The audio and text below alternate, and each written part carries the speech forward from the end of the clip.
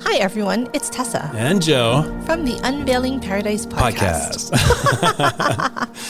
Tessa, summer is almost here, and so many of our listeners are about to have their epic destination wedding. And we are so excited for you guys. Before the big day, guys, we want you to make sure you listen to these 3 episodes.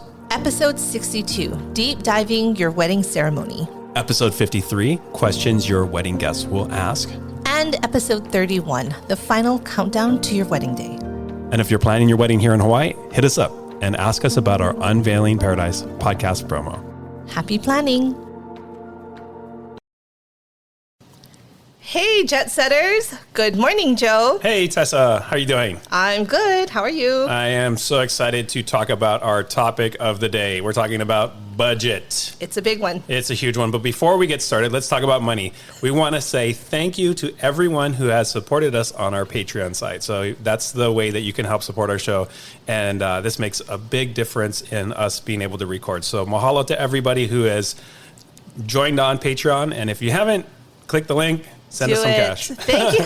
Thank you to everyone. It's been so helpful and so encouraging as we kind of get this podcast started. So with that, I think that's a perfect transition into what we're talking about today. Money. Specifically, budget. Right. This is probably the most important show that we will ever record. So make sure you have your pen and pencil and you're taking notes, because this is what all weddings come down to, is money and how much you can afford and what you want to spend that money on. Exactly. And as a wedding planner, when I meet with clients for the first time, when they are, first looking for a planner, the first thing that people will often tell me is, we're engaged, we're super stoked, now what? Right? And I think it's just kind of figuring out what's the first thing they should do. So when I talk to them, budget is one of the first things that always has to come up. Yeah, and I think it's super overwhelming, right? So it's actually kind of funny. I think of my own engagement story. Okay, I made that next step in my relationship. I proposed, got the ring, saved up for the ring. And then, we announced to her family and they're like, okay, now we need to start planning. And you're like, wait a minute, this is the next transition, to be engaged. But, then all of a sudden you're like, oh my gosh, planning a wedding. Oh my gosh, this is overwhelming. What am I going to do? What do I need to do? How much money do I need to actually pull off this event? And I think for most couples, it is kind of like this eye-opening kind of shocking experience when you're like, oh my gosh, there's so much that goes into a wedding. What can we afford? What can't we afford? And what do we want our wedding day to be like? Right. And I think that's a good point, right? Is a lot of people get engaged and, you're saving up for the ring. And now that you've kind of hit that milestone, you proposed, now you're like, oh, wait, I have to save more money. Right. I think it's definitely important that we talk about it. And I think what's really important for me as a wedding planner is that we have honest conversations about the budget. So today's episode, we'll be talking about your budget and really kind of high level ideas, tips, and advice on how to kind of create your budget that makes the most sense for you and your wedding. Welcome to Unveiling Paradise, your go-to destination wedding podcast. I'm Tessa, wedding planner and owner of Fred and Kate Events. And I'm Joe, wedding and adventure photographer of Joseph Esser Photography. We are based in Hawaii, one of the biggest, most popular locations for destination weddings. We want to share our real-life experiences with you, give you insight from a professional's perspective, and still make sure you're having fun in the process. We're huge believers in the fact that planning a destination wedding can be one of the most amazing experiences, and we want to bring you along. We're so excited to talk with you about weddings, Hawaii, and everything else under the sun. So pack your bags and let's get started. So budget. Budget is probably the biggest thing that I talk about in any of our consultations with couples. And the reason is it's such a huge part of your wedding, right? Right, you have to have money. Yeah, and it doesn't matter a lot of money, some money, you need to have some money. Right, and you are throwing a party. A wedding is a party where you're inviting all your family and friends. You need to have money, you need to have entertainment, you need to have a lot of things. Right, you need money for that. Exactly. And there's a range, right? And I think that is one of the first things that I talk about with my clients is understanding your range. And what that means is I don't need a set dollar amount, but everyone has a cap, whether it's $10,000, $100,000, $1 million.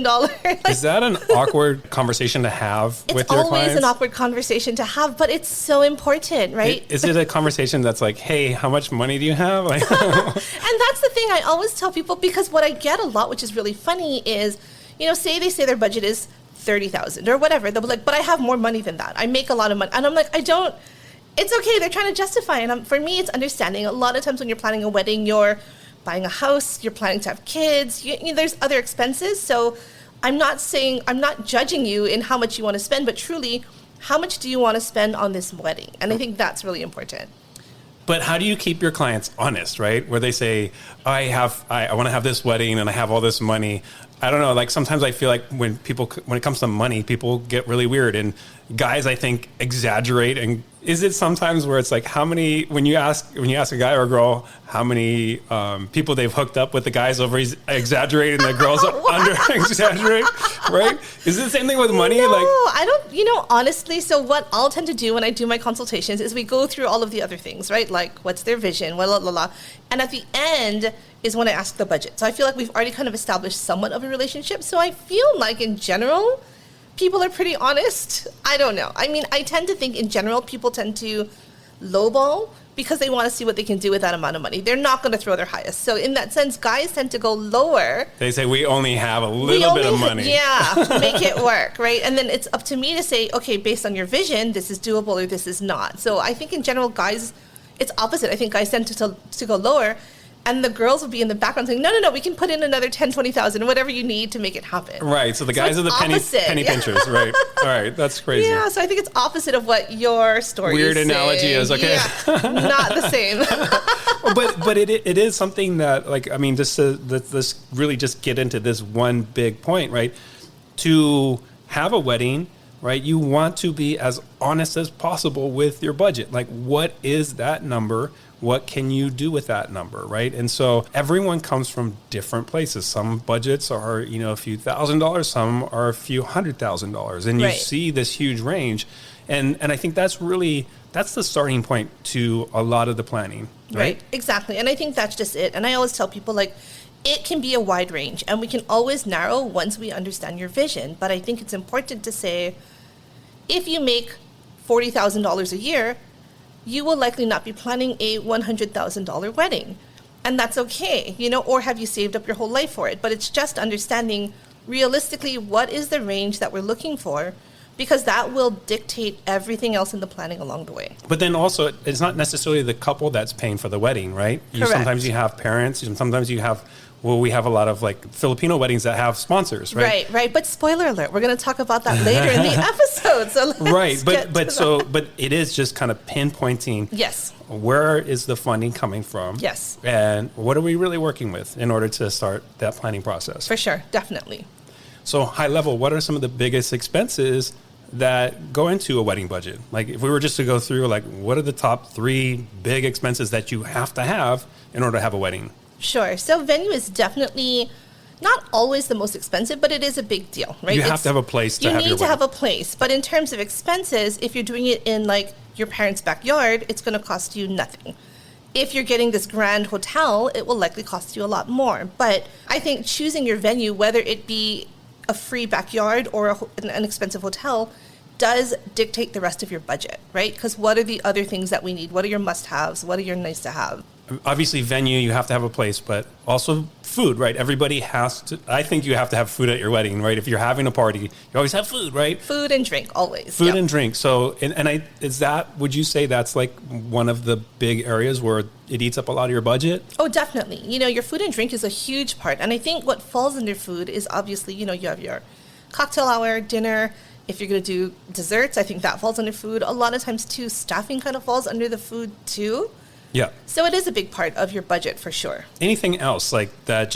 And you're like getting started and you're like, what do I need? Like, what are some of the other big spends? Right. And so I think at that point, right, it depends. Like I said, venue is a big part. So if you're doing it in your parents' backyard, you're thinking, great, it's so cheap, we're paying nothing. But you're building a venue now in your parents' backyard. So you have tents, tables, chairs, lighting, dance floor. So all of a sudden your rentals will be a big part of your budget. Right. Rentals, all those things that you need to have in order to, like, have people at like your parents' house where it doesn't seem awkward and weird, like you're sitting on their sofa or their lazy or in boy. the yard in the back, right? Right. So especially if you have 100 people, Right. it takes a lot of your budget to rent those things, I think. But there's so much more, right? So you have photography, you have videography, you have your cake, you have Wedding your DJ, planner. you have your wedding your planner. wedding planner. You have all these things, right? And some of them are essential. Right. And some of them are not. Yeah. A photo booth, right? Totally. Cold spark fusion cannons, confetti cannons, like, whatever those things are, those might not be essential to an event or a wedding, right? But I think it could be essential to others. And that's, the next part of the conversation that I have with people. It's your must-haves versus nice-to-haves. I totally love that, Tessa. This is something that I always like to share with my couples too, is distinguishing between the must-haves and the nice-to-haves, right? Exactly. And so what is that? So like what are some wedding must-haves? What do you need? Like what's your must for weddings? Right. So definitely, when I talk to couples, and I think we mentioned this in the previous point, is venue is a must-have. Right, because you have to have a space. You need somewhere, whether it be a backyard, your house, the middle of the street, whatever it is, you need somewhere to do it. Don't do the middle of the street. That's horrible. Don't do it in the middle of the street. In addition to that, I personally feel like food is a must-have. Yeah, is food a must-have, though? I mean, have you been to weddings where there isn't food? I haven't been to a wedding where food wasn't, but that we've heard stories, we've talked about stories, that Mickey one where the couple ended up hiring Mickey and Minnie instead of paying for food. Their parents gave them money for food. Right. And they ended up hiring Mickey and Minnie to make an appearance instead. And it made it on the news, right? Yeah. It was like, so technically there was food there, but people had to pay for it. But this story made the news because everyone was so like shocked. Yeah, like they were just shocked. Spent all your money on Mickey and you didn't feed your guests. So I think food is a must-have. Personally, for my wedding, cake was a must-have. Okay, so that falls in the nice to haves for I think most people. Would that be a must-have for you, Joe? Well, I would say just to kind of bring it back to what we're talking about, that's not an essential thing, right? What are the essentials? So we've said venue, you have to have a space. Food, if you have a party, you typically feed the people who are there. And probably drink too. I mean, you got to give them water at least as something, right? Some drink, yes. What are the other essential must-haves? So, and again, I think you make a good point. When I talk about cake, it truly was a must-have for my wedding. So I think when you're looking at must-have versus nice-to-have, every couple's must-haves are going to be slightly different. For you, a cake is a must-have, but I think that for me, like that falls into the nice-to-have category for others. But obviously, you need to. If you're going to have a wedding, you need to have a fiance. Yeah, you do. You probably need an officiant. Sometimes that is a cost, and sometimes it's not.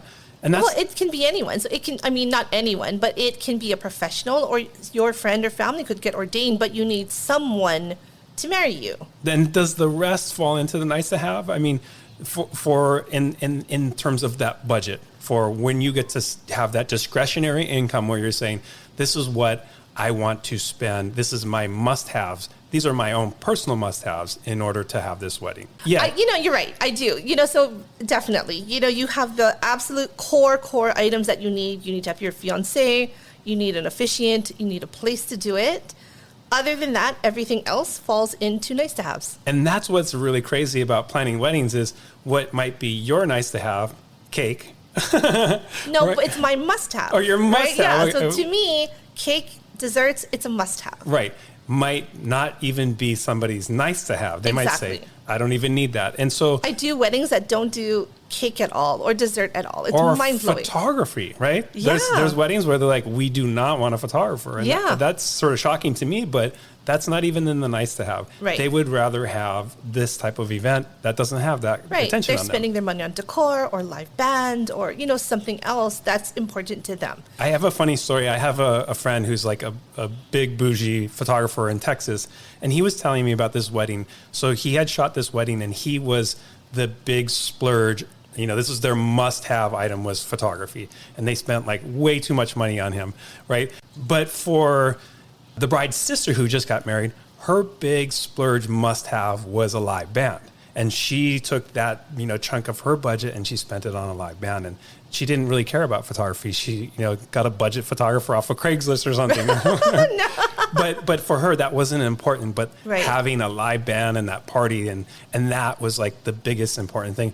And I guess if we were to kind of bring this back around, it's about having that honest, open conversation with your partner as to what is that must-have. What are those must-haves? Right, definitely. And when I'm talking to couples, they tend to have an idea of their wedding, right? And they're going to spend on, and I think we've talked about this before. Do they want it to be kind of a decor, very vision-forward wedding? So you're spending on florals, photos, videos. Is it a party? So the drinks, the dancing, that's their priority. There's always something. Is it the food, right? Is it the food and the beverage and the dessert? So there's always kind of one channel that they tend to focus on more than others. And that's where I like to get them to spend their budget, because that's important to them. Right. And every couple is so different, right? Different. You have couples that are very showy, and there's couples that are very humble and they don't want that big production. And but that's the really cool thing. So I think, Joe, you and I actually have a wedding coming up later this year, and they are doing a full EDM rave theme, and their money is going to the reception. So not the wedding at all, it's the after party. Yeah. And they're planning, just so many really cool elements that I'm not going to give away to any of their guests that might be listening. But it's, that was their focus. And they are very consistent in what they want to spend their money on. And it's that party. And I think that's awesome, because they have that vision together, and this is their must, and they know it, and they're working with you to make sure that comes to life, right? There's so many exciting things about it that I want to share, but I won't until after. I know. Secret. It's going to be so cool, though. I'm excited. Well, let's talk about money then. Let's actually talk about how can you save money on your wedding. Is there ways that you can take a budget and make that budget work the best for you? Right. How do you put that money to work? What do we do? How do we get the best bang for our buck? Right. Oh, you stole my quote. So what I like to tell couples is, how do we get the biggest bang for your buck? And that's exactly what... Biggest or the best? The biggest bang for your buck. The biggest, best bang for your... The biggest, best bang for your buck. Say that 10 times fast. All right, perfect. Don't say it. So how do we do that? How do we get the biggest, best bang for your buck? Yeah, that was really good. I think, so there's a lot of ways. I think, first of all, it's important to do market research. So having a wedding in Hawaii is very different than having a wedding in Nebraska. Right. Right. So understanding the price of vendors and your wedding in general. Photography, for example, the price here in Hawaii might be very different than anywhere else in the world. Right. And it could be cheaper, it could be more expensive. Exactly. So I think it's important to figure that out. Yeah. And you hear stories of New York City photographers that are charging $30,000, $40,000 for photography. Is that expensive? And that might be an awesome deal, and here it's very few people charge that much. But again, I always think that you get what you pay for a lot of times, right? So if you go for the cheapest photographer, or you go for the cheapest, photo booth company or whatever, you probably get what you pay for, right? There's this story I just read about, and it was this photographer who had sold this couple it was like a $3,500 full day photo package. And halfway through, the bride found someone else, and it was way cheaper. This is not a lie. She found a $50 photographer, and she cancels her contract with the photographer, this $3,500 guy who, is a professional, was going to do everything for her. She has her wedding. Guess what? The pictures were awful? Pictures were awful. Right. Of course they were. And she goes back to her photographer who she had, canceled, and she's upset. She's like, did this to me. She's upset with the original photographer. With the original photographer. The professional that she canceled. Yes, she's upset, and she blamed him. She said, "Why didn't you tell me not to cancel you?" And I'm like, I don't know how you would deal with that as the business, but this guy's like, you booked a $50 photographer for your wedding. Well, and I wonder if she told him that. Right. I have so many questions about that. And that's my point, right? Is, like you said, you get what you pay for. And it's also, right, when we're looking at budget, it's not always what is the cheapest option? It's what is the biggest bang for your buck. Right, exactly. And it's not just what's the cheapest, but, if you're working with a professional for any one of these services, what is an average cost? What should you expect from a professional photo studio or a video studio or, any of these different things? And you have to base decisions on that. If you go with the $50 photographer thinking it's the best deal of your life, you're going to get stuck with it's not with the $50 photographer. And it's not what, weddings cost. It's not, Right. And I think it's understanding that. And I think it's important for me to kind of differentiate. If you find a photographer that you love and, say he or she is pricey, what are ways that you can work within your budget, right? And I think there's a very big distinction between asking them for a 10-hour day at a discount versus saying, okay, realistically, we want this person. Maybe we cannot afford 10 hours, but can we do 6 hours? Right. Right? So we're not asking her to discount her work. It's, can we work with what we can do with less time, but still get a really great product and be happy with it? It kind of trails into the must-haves versus the nice-to-haves.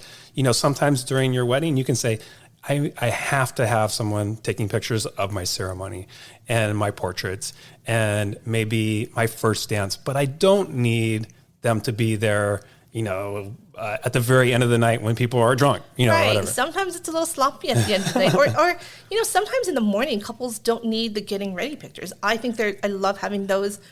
I always tell people, when you're not together in the beginning, to look back and see, oh, this is what the guys were doing, this is what the girls were doing, or whatnot. It's nice to have those pictures, but it's not a must-have for every single couple. Exactly, not for everyone. It might be a must for one, and it might be a nice-to-have for another. And if it fits the budget and it fits the overall budget. Exactly. Yeah. And I think budget's a big part of it, obviously. Yeah.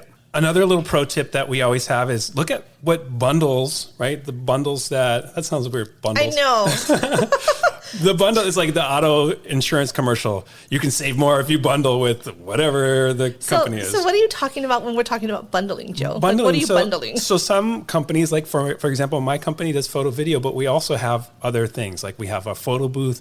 And sometimes what we do is if you're doing photo and video with us, which puts all of our team to work, we'll throw in a photo booth. And that will save you like $1,000. And if it's like, I want to have a photo booth anyway, sometimes you can find those vendors. So it's not just photography. Like DJs do a lot more than just DJ. They they MC, they have the cold sparks, they have the uplighting. Yeah. A lot of them also do decor, like draping and whatnot. And so definitely, I agree with you. Bundles are a good thing. I think in addition to bundling within a company, when you work with professionals, a lot of them have packages together, or again, they discount together. So if you book both of them, they will offer discounts, reciprocal discounts. Right. And that's actually something that happened. Like I give all your clients a discount, right? Thank you for that. Because I like to make sure that I'm working with you, right? And I know that if I'm doing a wedding with you, it's going to be a success, right? Versus the Craigslist, coordinator. Right. And so there are a lot of venues where they require coordinators. And if you're not budgeting for that and people just find the cheapest one they can find on Craigslist, I've heard those horror stories from other, photographers, other vendors who were saying they don't create a timeline. It's just a mess. We walk in and we have no idea what's going on. And that doesn't set your wedding day up for success. So bundling with professionals, I think, helps your budget and also just helps the flow of your wedding day. Talking about discounts, is this something you talk about with your clients when you're working through the budget? Like, I know these different photo companies will give this discount. Or is this something that our couples should be asking to actually the vendors themselves? So I will often talk with my couples, when we first meet, and I say, I want to find vendors that make the most sense for you. Within the vendors that I recommend, there are some that offer discounts because you're working with me, right? So they are able to choose, again, best bang for your buck, but also the best connection for the couple. So if I know, there's a photographer that would be the perfect fit for them, even if they don't offer a discount, I would rather them work with them. Right, absolutely. But going back to budget, I will always let them know, but for example, this photographer does offer a discount if this is important to you too. Is it okay for a couple? So all my couples that are listening, all our couples that are listening, is it okay for them to ask about bundles or about discounts? Yeah, I always think it's okay to ask. I think whether or not you expect it is different. So Sure. For me, I always tell people, I'll send out my price, we'll have a meeting, and I'll say, this is my quote. I think it's one thing to come back and ask for, hey, what can we do to reduce our package, right? So if I'm doing a full service, maybe we can get it cheaper by doing a partial or just a reception versus an all-day planning versus can you just give us a discount? I think there's a difference in asking for that. Yeah, so I think this is something that, don't be afraid to talk about, with your coordinator. And actually, I will say this, and you can agree or disagree with me, but I think this is one of the values of hiring a wedding planner. A lot of people look at their budget and they say, I don't need a wedding planner, right? Right. But wedding planners can actually probably cover their own costs by, now helping you navigate through that budget. If they have partner discounts, that can actually save them a lot more money and help them actually stay within budget. Right. And I'm so thankful that you bring that up, because it's always awkward for me to say, like, wedding planners help you save money. But it's true. So in addition to just the preferred vendor discounts, there are so many different things that we can do. One of the big things is just helping you avoid mistakes that you may do. If I can tell a quick story. Yeah. I had a client who was about to book a venue before she booked me. And she's like, okay, I'm going to book this venue and then I'm going to book you. And I was like, hey, do you mind me asking, like, what venue? And it was this outdoor venue. It's gorgeous, and she's like, my parents said it would be perfect, but in talking, she's like, I hate being hot. I don't want to sweat. I love AC. I'm like, this does not, and the deposit was probably $5,000 to $10,000. It's not a cheap venue, $5,000 to $10,000. And I was like, hold on.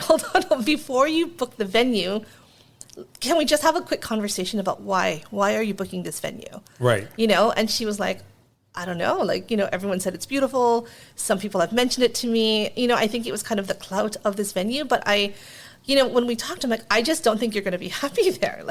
Do what you have to do. But I feel like an indoor venue might make more sense for you. Well, it's actually funny, just listening to you say that. I think that's one of the other things that coordinators bring to the table. So a lot of times, when you're planning a wedding, you have no experience planning a wedding. What's the difference between an indoor wedding versus an outdoor wedding? It seems to a lot of couples that doing an outdoor wedding would be cheaper. Right. But is that necessarily the case? So it's not always the case. People, I think, are often scared by these really expensive food and beverage costs when they're looking, but you don't realize, right? It's including a table, a chair, a roof over your head, restrooms, all these things that at some outdoor venues, it's not including, And so to kind of go back to my story with that couple, we ended up changing to an indoor venue and saving her probably $10,000 that she would have spent and then regretted, because once we booked the venue, she would have changed to an indoor for sure. You think so? I 100% know. We've talked about it multiple times. Yeah. And so it's things like that where keeping you on track and making the right decisions for your wedding is a huge way that wedding planners can help keep you on budget and help you stick within your budget. Yeah, and I think that's such an important point, right? If you have never planned a wedding, or maybe you've planned one wedding before or two, right, you don't have that foundational expertise that a coordinator has. This is really what it's going to cost.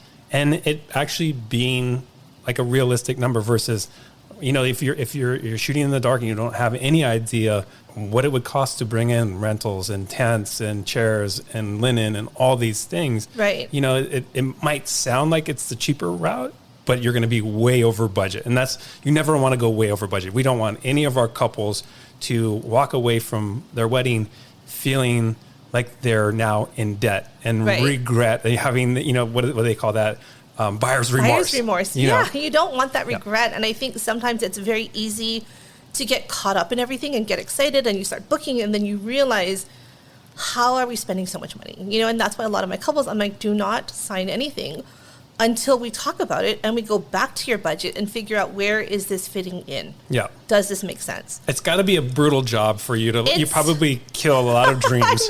I think it's on my website or something. I always say, I am that friend you love to hate. Because at the end, I'm the one that has to be that voice of reason to say, right, I don't think we can afford this. We may need to look at this option instead. And it's your job to do that. It's your job to keep within I think budgets. It is. Yeah. I don't know. I don't know if every planner or coordinator does that, but I very much, in who I am as a business, believe that my job is to help keep clients on track with their budget and be very honest and be very realistic. And sometimes you have extra money and you're like, hey. Then we get a bigger cake. Yeah. Right. And I think that's okay, but it is really important to, I think, again, coming back to your point, having a wedding planner, and I feel like I'm self-promoting, but you're listening all over the world. So you're not coming here in Hawaii. Having a wedding planner really, I believe, is a huge way to help you save money and stick to your budget. One of the things we haven't talked about in terms of, the budget is, where is the money coming from? Right, that's a huge one. Right, so sometimes the couple are paying for the wedding themselves. Sometimes mom or dad are paying for the wedding. Sometimes we have weddings where there's actual sponsors. So it might be an extended family that's helping, contribute to the cost of the wedding.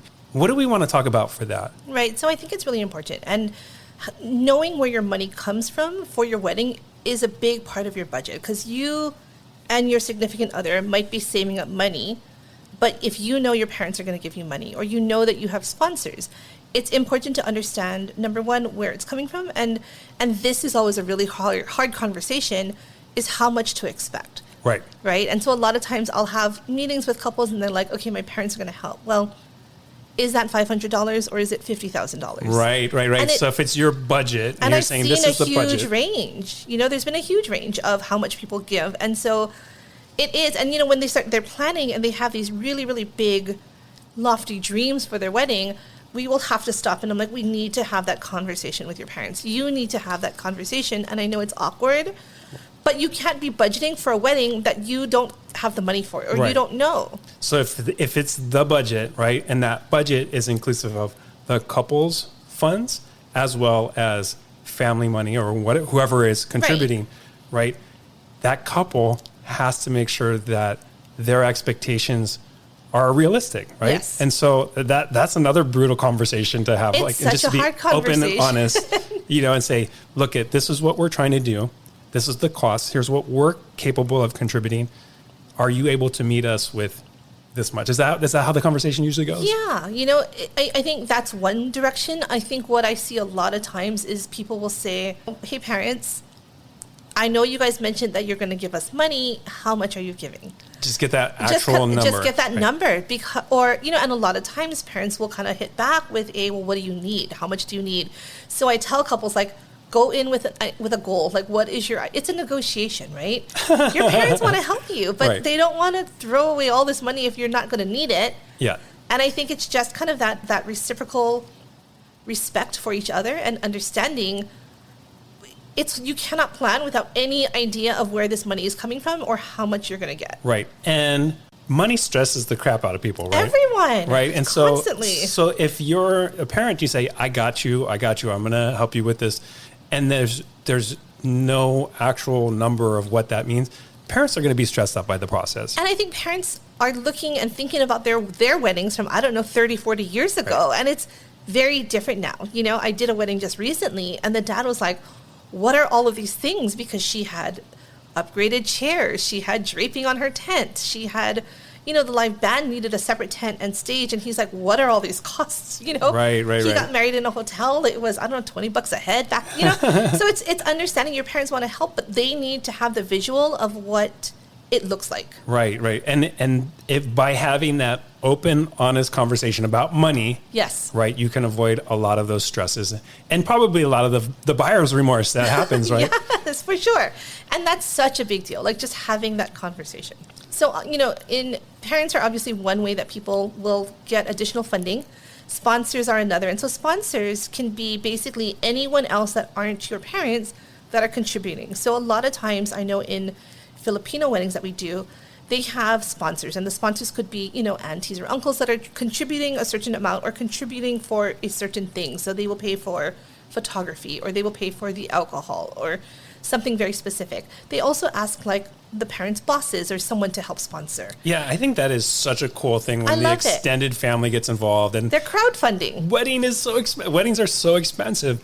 And so when extended family jumps in and is saying, we're going to help with this or that, it really makes a difference. And actually, I feel like when we have weddings where there's sponsors, they're just so much more well-produced, right? I think so, right? It's a really fun, again, like I said, crowdfunding experience. This is a weird question to ask, but if you're not Filipino and it's not within your culture, is there a way to ask people to sponsor your wedding without it seeming entitled or awkward? Can you do that? Can we crowdfund this wedding? Okay, I have a funny story that ties into this. Right. So I read this online. Again, it will be in our show notes. But basically what happened is a bride sent out these invitations, gorgeous invitations, RSVP. It was a plated dinner. So do you want chicken or steak? So someone replied, great, 2 of us for dinner. we'll take the chicken. Whatever. Sends it in. Go with the steak. Come on. Anyway, so they sent in their RSVP. Everything is fine and dandy. The bride gives her a call. Really, really nice. Thank you so much. We're so excited to have you here. P.S. Here is our Venmo link. You can please, and they billed them $75 a person for dinner. Oh my gosh. So they basically sent their Venmo link to pay for their dinner. So that, I guess, is a way of crowdfunding, as you were saying. Yeah, but it has a total, it's like, it's different because in the first scenario, it's like we're stepping in and we want to, we want to offer versus the couples asking them after they've RSVP'd. Well, and that's what I think is kind of a little off about this is like if you want to charge people to come to your wedding, which in itself I think is wrong. It makes the news though when it happens. It does. So if you want your wedding to be like infamous, then do it. But I think you should put it on your invitation. People should have known first before they RSVP'd and then send them a bill. Right. And I think this is another thing that's probably part of the nice to have is the honeymoon fund, right? And actually I see that more than asking for help for funding the wedding is instead of gifts, we would like help with the honeymoon fund. Right. I actually think that's appropriate, but I don't think that asking people to pay for their own food is appropriate. I agree. I 100% agree. I don't think you should ask people to pay for their own food. And my understanding from this story is they had to pay for their own food and a gift was still expected. So this isn't the gift. It's like, and still give me a present. Well, there's all kinds of crazy stories about this where the bride or the groom or whoever it is ask for a certain amount for the gift. So there was a story I was just reading where it was like they're requesting a $400 or more gift. Like who does that? Right. And I mean, so again, like you don't want to be tacky, but again, like I think it's about how do you fund your wedding and how do you keep it classy? Yeah, keep it classy. And you sent me that story the other day about the cake. Remember? Right. Like they got charged for eating a second piece of cake. Yeah, so strange. So the story is after the wedding, somehow uncle had a second slice of cake and the bride sent him, a Venmo for like $4.08 I mean, that would for be that me. second slice. If you are that stretched on your budget, you probably went way over budget. Yeah, downsize your wedding. Yeah. And I think, kind of getting back to the budget, I think what's really important is just working within your means, right? I think that's really important. Right.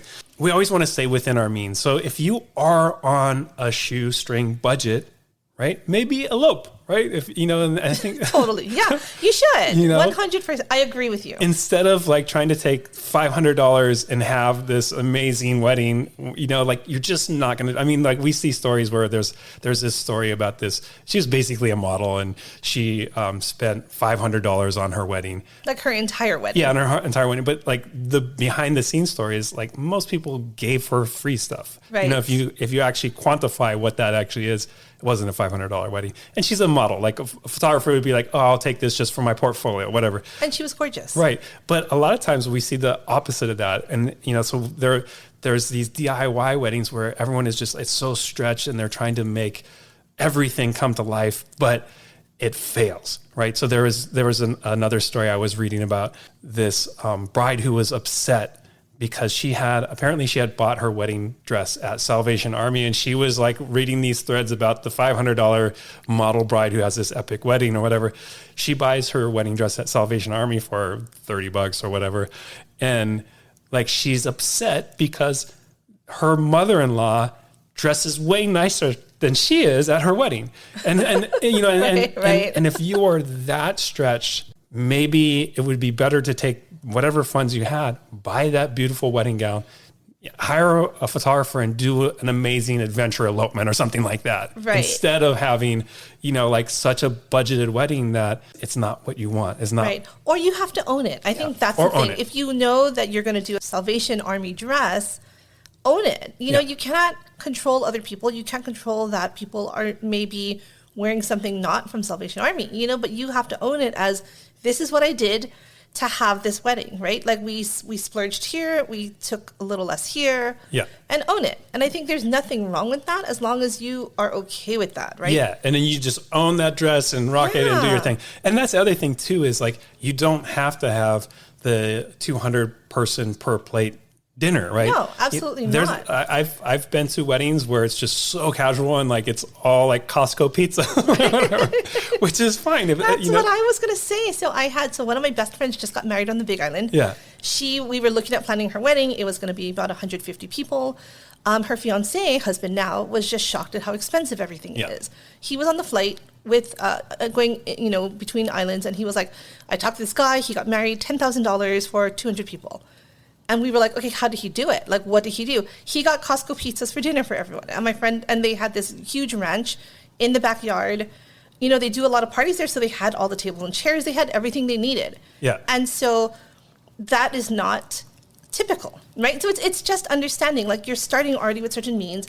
If you're okay with Costco pizza at your wedding, then great. But when you're planning your typical wedding, there are certain levels of things that you want. I'm not saying you have to have them or not, but going in expecting to have this fabulous wedding on a certain budget that people got Costco pizza for is not fair. Yeah. And I think that is so important. Like, what is your budget? Again, we're going to just go back to that point. Yeah. What is your budget? What is, what do you really want to spend on this? You guys as a couple, what do you really want to spend on it?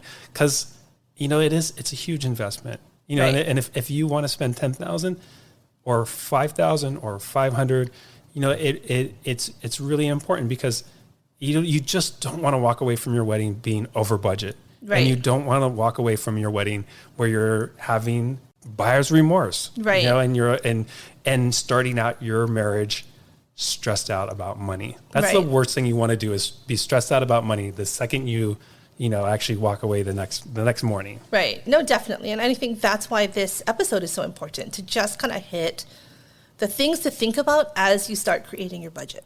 Yep. All right. Tessa, let's recap. This is a lot we've been talking about. There was so much. I think it's actually pretty simple though. One, be honest. Like, be honest with what money you have and have an honest, open conversation. If somebody is giving you money, right? What is that number? So that way you can actually plan your wedding around that number and you're not going to be stressed out. Right. That's definitely important. The next one is knowing your must-haves. What are the things that you absolutely need to have this wedding? And then your nice-to-haves. And understanding that in your nice-to-haves, there will be subcategories of your personal must-haves. Right. Right? So I think those are important. And that honest conversation, what is yours, Tessa? What was your must-have at your wedding? Cake. Mine was cake. And having that conversation with your partner, because it really, you want to make sure that each of you is having the wedding of their dreams, right? Yes. Yep. And then, of course, we talked about this tongue twister, having the biggest, best bang for your buck, right? And I think, to sort of recap this, I think we agreed that having a coordinator, right? Somebody who can help you understand your wedding, the financial needs for your wedding, and also help you maybe even navigate some like preferred vendor discounts, can actually save you a lot of money and avoid potential missteps and mishaps. For sure. So wedding planners are definitely a big part of the vendors. Also understanding, right, how we bundle. Again, getting strategic with your vendors. So understanding that if you get a lot of services from one company, you may be able to save money that way too. And you guys know how much each venue costs, how much each vendor category should cost. Yep. You're not going to allow your couples to spend way too much money on something that they could get for half price. Or booking something that they regret down the line. If I know it's kind of a red flag, I'll be like, hold on, let's think about it and then make that decision later. Absolutely. For sure. And then the last tip that we kind of talked about is knowing where your money is coming from. I know you briefly talked about it earlier, but truly, if the couple is paying by themselves, if you have parents helping, if you have sponsors, if you are crowdfunding and charging people for their dinners, whatever it may be, not here to judge, but know where your money is coming from. Right. And then you won't have this post-wedding financial stress as your first married day as a couple. You're not like looking back and saying, oh my gosh, we are broke. We are in debt. That's what we don't want any of our couples to be having that experience. Right. It's because, after you're married, you have to realize like now you're going into the rest of your lives together. So you have buying houses, maybe having kids, whatnot. There's so many other expenses, right? Your wedding is one day. And we want to help you manage that and understand that as best as we can. And we don't want you to be broke. No, don't be broke. That's it for this week's episode. We hope that this was a super helpful episode. We are going to revisit this, I promise, in new episodes and do even bigger deep dives. If you have any questions, please send them our way and we will make sure to address them in our next upcoming episode. For sure. So we would love to hear about budget questions. I think this is, like you said, going to be a big one.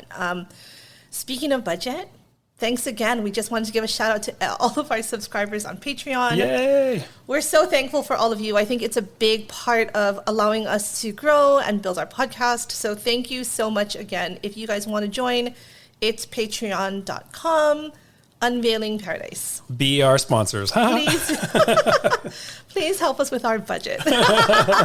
See how I tied that in? Yay! Awesome. Until next time, thanks so much. All right. Thanks, guys. Bye. Thanks for listening to another episode of Unveiling Paradise. If you enjoy our show, please follow us and rate us on Spotify or wherever you listen to podcasts. It would really mean a lot. And don't forget to also get on our mailing list and follow us on Instagram. Just do it already. Until next time, this is Tessa. And this is Joe. And don't forget, your happily ever after is just a plane ride away.